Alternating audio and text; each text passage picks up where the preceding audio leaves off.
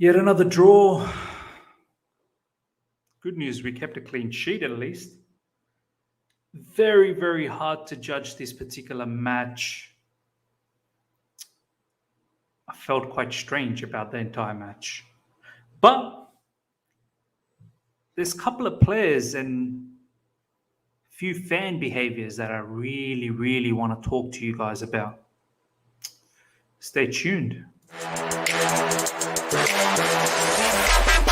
All right. Here we go, back again on the other side of the coin. All right, welcome back to the other side of the coin, ladies and gentlemen. It is what it is. 0-0. Draw, point gained. If you guys told me at the start of the game, Miz, you're going to get a draw out of this, I'd probably take it, knowing the circumstances that we were in. I said it in my preview, ladies and gentlemen, that our form has not been great in recent times. And the injuries, players only coming back from injuries, they're not really match fit, which we'll talk about. And of course, how can we get past the whole number of players that have tested positive? So I said it in the preview that a draw is probably something that I would take in this particular match. Go away, rest, reassess. Whether the Brentford match happens midweek, probably won't, because Brentford's in the mud as well with all the positive test cases. That would mean the next match after that is Aston Villa in the Boxing Day, which is good week away. So the point now is, I'd take it under the circumstances. And the whole situation about title and all of that, guys, stop talking about it. Honestly, we're not in the title chase. We weren't in it for a little while, actually. It looked like we were on top of the table. Yeah, we were in the title chase. But in all honesty, the way we were playing, the chasing pack was always going to catch up, the likes of Man City and Liverpool. And when they did, not only they caught up, they went ahead, and now the difference is sizable. You may think, oh, City's only 6 points away. Only 6 points away. Yeah, good luck if City even drops any matches from here on in. And now we need them to drop 2 matches. And we have to win ours. It's like saying prime Roger Federer when he was in his prime. He wasn't going to win the Grand Slam. Prime Tiger Woods, that he wasn't going to win that golf sort of competition. Prime Lewis Hamilton. I know he lost and probably shouldn't have lost this particular season in the F1. It's like asking them to drop throwaway points. Throwaway points. It don't happen. Man City's in that caliber. They are creme de la creme. They're ruthless. They will not drop points. They may drop one. They may drop one match here and there. To ask them to drop 2 and then for us to ensure we get wins, that's difficult. Not under the circumstances we're in now. But I want to talk about from the start of this particular match. Personally thought this should have been postponed. How Premier League has allowed this particular game to go through. Our team was compromised. And I know Premier League's going to say we can still manage to field 14 players, but it's not about if you can manage to field 14 players. It should be about how many players that are unavailable. We had some key players that could not play this particular match.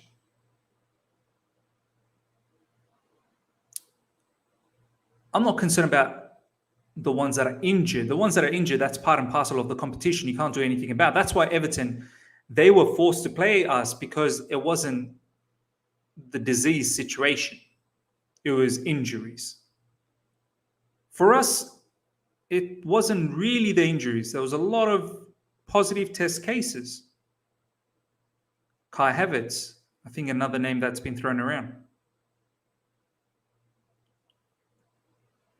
Ruben Loftus-Cheek, Jorginho, I don't know. That could be up in the air, and they're saying that that's probably also related to the positive test cases, along with Timo Werner, Lukaku, Callum Hudson-Odoi. I think Christensen was injury. And we've been forced to play Kante and Chalobah. Chalobah, I think, is injured. Let me know in the comments below what the latest is. I don't know yet. I haven't checked the socials. I'm pretty sure he's probably injured. Took a heavy knock. And it was something incredible to ask Chalobah, who needed to, all these injured players, they need to be eased back into the team. And they've been thrown into the deep end to go and start in a Premier League match against Wolves, who are no mugs. Strong team. You guys told me Wolves are going to be just walk in the park. I know who you guys are in the comments. You said it was going to be a walk in the park. We should beat them. You've not been watching how Wolves play. First half, Wolves were very good. They controlled the match. They had better chances. Not clear-cut chances, better chances. There was an offside chance. But they were opening us up in midfield. That's because Kante and Chalobah, they weren't match fit. But kudos to Kante, ladies and gentlemen. For me, this man's not human. He has not kicked a single ball since he's come back from injury in terms of, high-level competition, much like the Premier League. He starts and he was fantastic. It took him a little bit of time to sort of grow into the match. Second half, it was definitely much better. But a superhuman level performance. Thiago Silva, another very, very good performance. Great defending. Second half, scuffed up everything. Rudiger, great performance as well. Azpilicueta, decent. One that I really want to focus on, ladies and gentlemen, is Christian Pulisic. And I have to be real. I have to keep it very real on this particular player now. And forgive me. Forgive me if this goes against your beliefs and your notion. But I'm going to say what I want to say about this particular player now. This was a kind of a match that it was always going to be difficult. And as I said, the circumstances that we were in, it was always going to be difficult. So you knew you're probably not going to get enough chances. And when you do get that one golden opportunity, you got to put it away. You have to put it away. Because if you don't, that's it. This is Premier League level football. And we are not Man City and Liverpool that just creates and creates and creates and creates and creates. Wave after wave after wave. No. Plus, we've got health and injury issues now, so it's not going to be so fluent. That one chance that Pulisic got, great movement, great ball from Alonso. That was a system doing that scenario. Open things up. Pulisic gets into a very good position. He needs to finish. He needs to finish.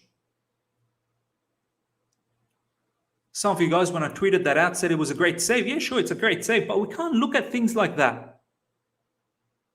He needed to finish that. I don't care about the great save. He needs to finish that. And I want to ask each and every one of you guys, what is the role of Christian Pulisic? Now you're going to say, Miz, but false nine is not a position for him. This is Chelsea Football Club, man. It's not going to be easy. You're going to have to take your opportunity whenever you get the chance. You're not always going to get your preferred position. You've been playing as a false nine against Juventus, against Everton, now here against Wolves. Got to take your chances, man. It's a ruthless world out there. Things are not going to be just handed to you on the platter. It's difficult. It's difficult being a Chelsea player, but the best of the best rise up. Can't be one of those players that, oh, but this wasn't there for me. That wasn't there for me. No, it can't be full of excuses. Manager's giving you a job, you go out there and do it. That was a golden opportunity. This is Pulisic's third season, ladies and gentlemen. Injuries have 100% affected it, but since the last one, he's now featured quite a bit. Besides that Leicester game, where he came off the bench, I don't think he's been good. All the other games, Watford, I don't think he was good, but then again, the whole team was bad. As I've said, Juventus, he wasn't good. Last game, Leeds wasn't, Everton, he wasn't good. This game wasn't good. Is he just a super sub? What is he? What is he? This player, we will need to think about it at the end of this season. What's going on? What is our expectation? In a game like this, a clutch moment, if we can't expect to put away a goal from you, who's deemed to be a superstar, Captain America, then what is your role? That was the game.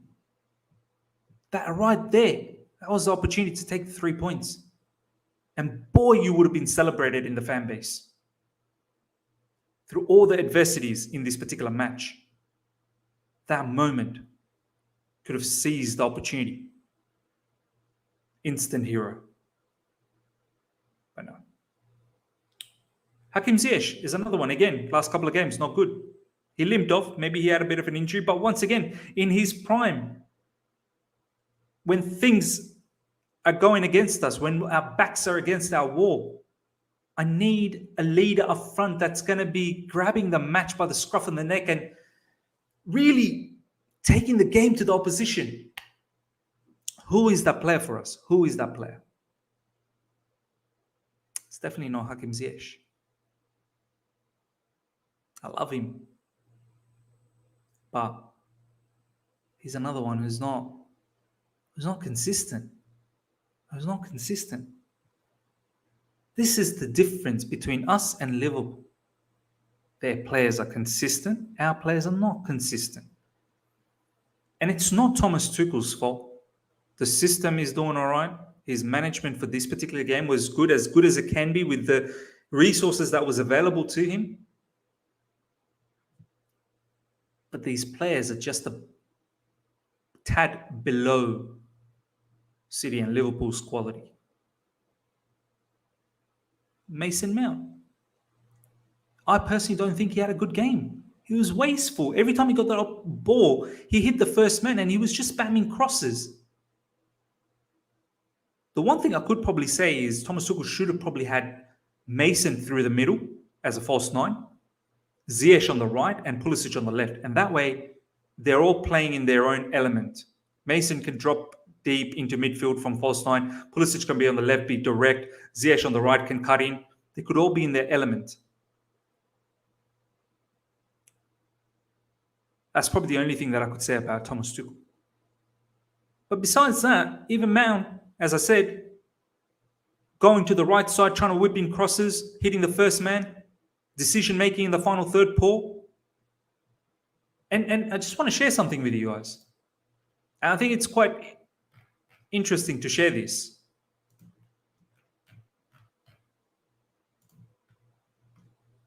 I tweeted out, Mount has been so poor this game. This was live in-game. I was doing the watch-along and then I tweeted this out.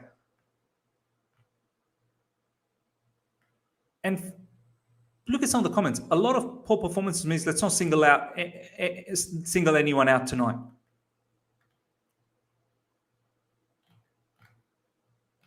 And one particular person that I've got a lot of respect for, Dan McCarthy, said, wow. And then we had a long thread. And then he said, I think you could have named 7 to 8 players before you named him. Why is Mount so protected in this fan base? I literally have tweeted about many other players throughout the match. I tweeted about Pulisic. I tweeted about Alonso, Chalobah and Kante, in the sense that they're injured and this match shouldn't have gone on. Why is it as soon as I tweet about Mason Mount, certain individuals come and try and eat your head? Why can't the fan base relax and chill? Why are they so interested to go after another fan? He didn't have a good game. It's okay. It's okay to say that. I didn't say he's a bad player. I didn't say he's been poor this whole season. He didn't have a good game. He might have had a better game than Ziyech and Pulisic, but that's not a compliment. And I found that very, very strange behavior from other fans. And this is part of the reason why certain parts of the fan base gets annoyed and Mount gets unnecessary hate. It's because of people like that come in and want to protect unnecessarily. He did not have a good game. We can sit here and talk about Pulisic not having a good game. We can sit here and talk about Ziyech not having a good game. And I'm talking about this game. But as soon as we say something about Mason Mount, the world turns upside down. Even previously, the match against Everton, he scored the goal. Yes, kudos, thank you. I don't think he had a good game, though. This has been the case for the past few games. West Ham, he scored a goal as well. I don't think he had a very good game, though. And it's interesting to note